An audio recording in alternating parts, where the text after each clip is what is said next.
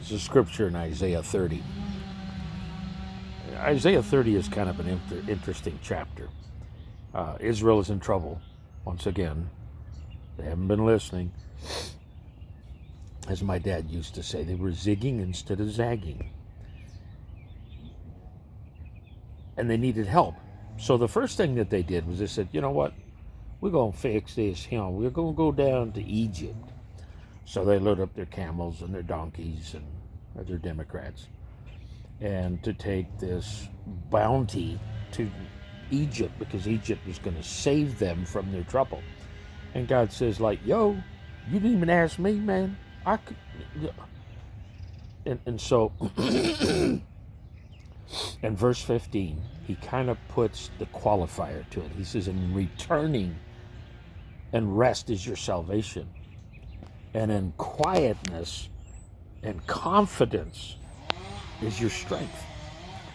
So what he was basically saying is, if you had just waited on me to help you, if you had just, let's get our stuff straight, I'm going to help you.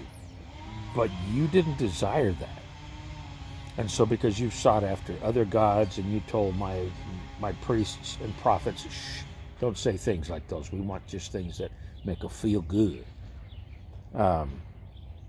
I've got damnation for you. You're going to get took over. We're going to run away on horses. Well, let me tell you what's going to happen.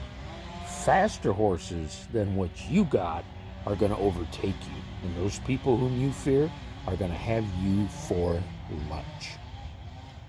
So, this is the basic point. When we have our struggles, when we have the things in our life that we just can't get rid of, I think a lot of times because we're relying on our own strength to succor us, to help us, to give us salvation, to give us victory, if you will. When God says, just chill out.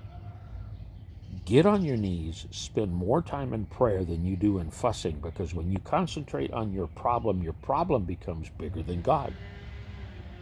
I don't know about you, but that's kind of like this side of blasphemy. Oh, this is bigger than God. Is it? Really? God says it. It happens. God says, I kill, I make alive. I give you victory, I take it away. I give you a nation, I take it away. Everything that you have comes from God. So, here's something to think about. And returning and rest. In other words, coming back to God and resting in Him is your salvation. And in quietness and in confidence is your strength. You want strength in your life? Be confident. God did it on the cross for you 2,000 years ago. Confidence in that. And quietness. Let Him do His job. You get out the way. Let Him do His thing. Just saying.